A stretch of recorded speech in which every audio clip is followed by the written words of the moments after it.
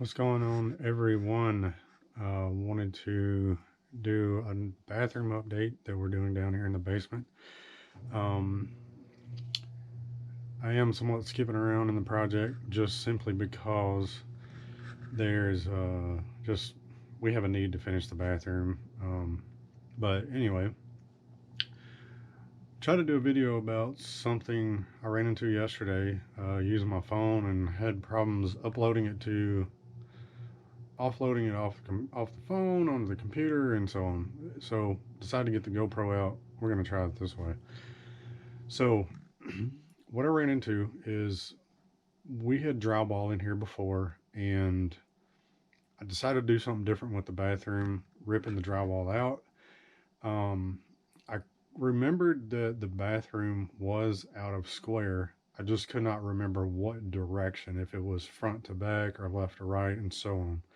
So I wanted to obviously when I pulled the drywall out, uh, it refreshed my memory on what direction it was out of square. So I want to go over that and show how I corrected it for this particular situation. Now, we are doing tongue and groove in the bathroom. I know tongue and groove or pine board seems to be my favorite things. It's just simply because I'm sick of drywall dust. I'm sick of the sanding, the mudding, the taping. That's the part I hate about drywall. So the boards are easier to deal with. Um, so what I'm going to show on how I fix this wall that's out of square, it will work for accent wall that you're putting boards on, tongue and groove, whatever it is. This will not work. I do not recommend this for a wall that you're doing sheet goods, paneling, drywall, plywood, whatever, OSB, whatever you're putting up, sheet goods. This will not work very well for that.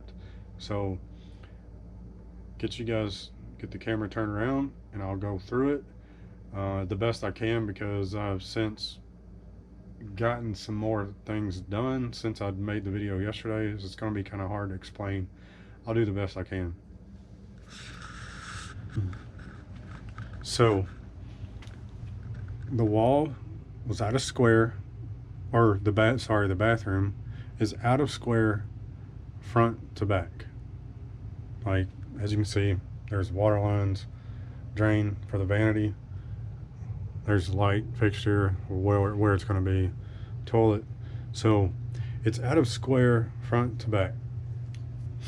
So as you can see down here, let's see if I can get a better light, get more light. That might help a little bit.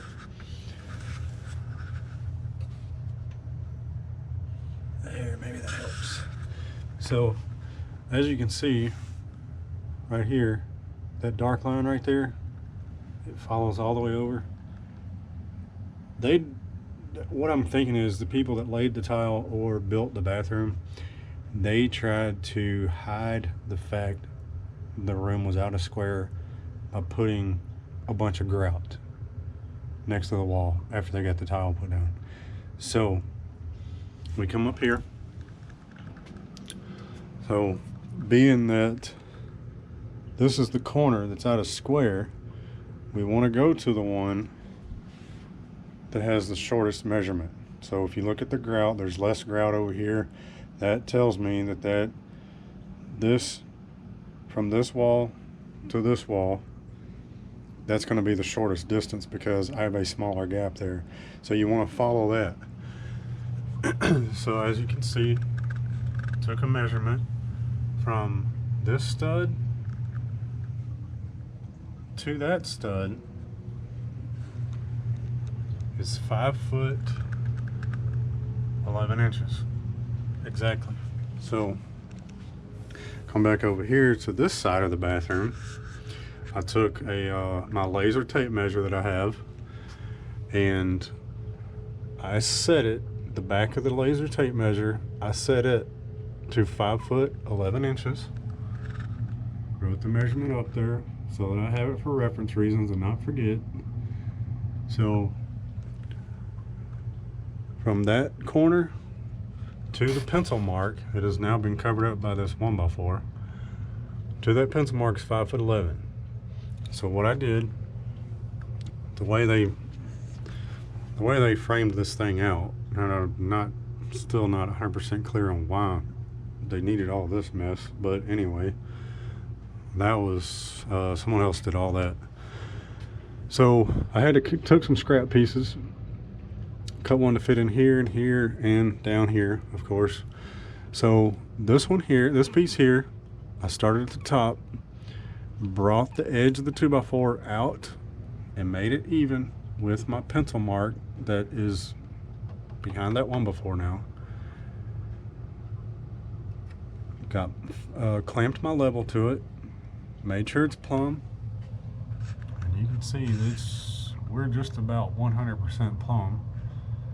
So then I fastened the 2x4 with my finish nailer just to hold it in place until I could get some screws in it. Now, the second one I put in was the longer bottom piece. Followed the same principle, took the board, brought it out just to where it's touching the level. You don't want to put pressure on the level because then you're going to get yourself out of plumb. So just for double checking, we're still almost 100% plumb. It's close enough I can work with it. And fasten this board in with the finish nailer, put the screws in it, have a nice solid tight hold, and then you got the top and bottom done. Then all you got to do is fill in this gap. So got a piece there, didn't even have to measure it, didn't have to double check the pencil mark, just bring it all the way out to the level, fasten it down with the finish nailer, put the screws in it, you got a nice tight hold. So with these here, these two studs, this one and that one, are close enough together that I do not have to try to stretch all the way across the bathroom to go to the next step.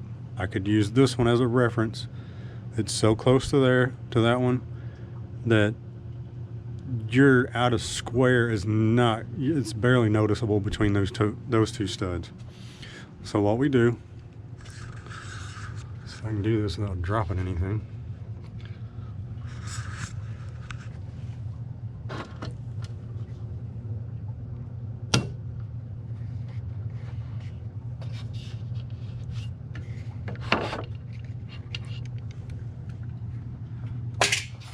Alright, get that clamp out of the way. So here's where we get into the part where I said this will not work for sheet goods. So what you do, set your level up, or your straight edge, whatever you're going to be using. Get that set up. Have it touching that reference point and this reference point. And of course, yesterday when I was working on this, well, you can see it now right there. See if I can get the light. So as you see, if you can see my finger there, I don't know if there's enough light, but there's a gap there. So what I had to do is I had to pull that outlet box off because it was connected to that stud, take all the wire staples off, get all that stuff off, and get it out of the way. So, and then follow the same principle. Use my level as a straight edge. That's how far out I needed to bring that center stud to have a third nailing location for my tongue and groove boards. So now let's go over the reason I say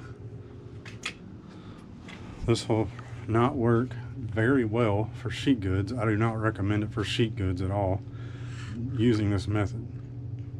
Since I'm doing boards, I mean, we're only 6.5 feet left to right, so I won't have any joints. It's going to be board stacked one on top of the other. There's no offset joints anywhere. I don't see a reason to do that. So I have 3 nailing locations.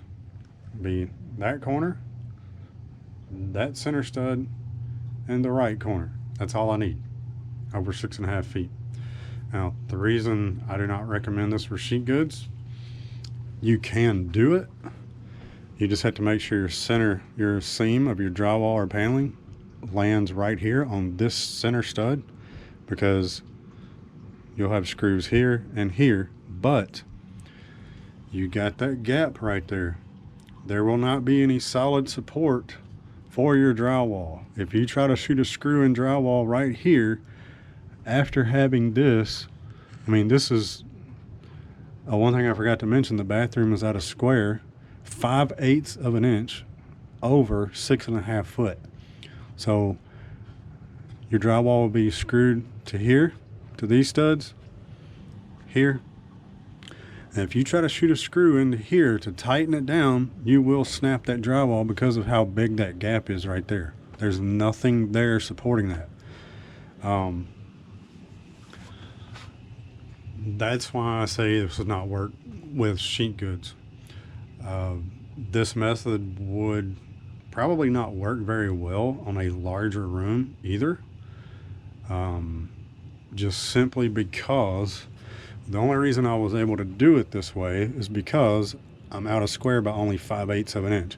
I still had plenty of room here to shoot screws and fasten it without having it pull out too far, and then it just gets wobbly and you don't have a good solid foundation to nail your boards to.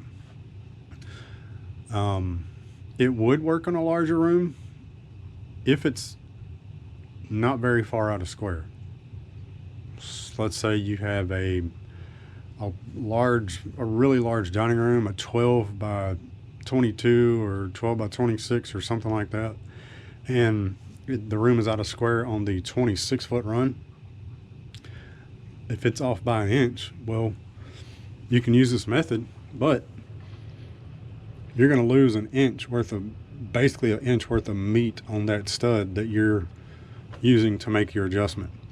And you will have to put these scab studs at every stud location on that long wall, because in order to maintain proper strength of your sheet goods or your shiplap or tongue and groove boards, pine accent wall, whatever you're putting up, you want to make sure you have plenty of strength and plenty of nailing locations that are all flush and do continue helping you out with making the room square. So there's a couple other things I want to mention. As you can see, beard and hair is still there. I'm starting to get kind of tired of it. I said the middle of February, but I'm starting to get tired of it. I'm thinking I might take care of that this Friday night, which will be February the 5th. So stay tuned for that. I'm planning on recording that and doing a quick video on that. Well, as quick as I can anyway. I'll try to have fun when I'm doing it too. So that's it for this video. I hope that will be helpful for someone who is trying to correct a small room that is out of square. That is one method that you can do. I am not a licensed contractor. I don't claim to be. I'm not a professional carpenter. I'm not a master carpenter.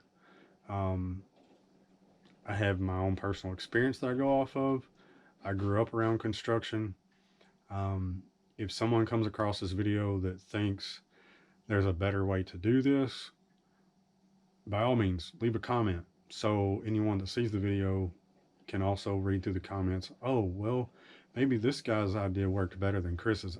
I don't care. I mean, if somebody's got a better idea, by all means, put it out there. If you liked the video, if you thought it was entertaining or helpful, give it a thumbs up. If you want to follow us along in what we're doing with our house. Maybe some things we do will be helpful or just give people ideas. Hit that subscribe button. That way you don't miss out on any videos. I will be posting those as much as possible.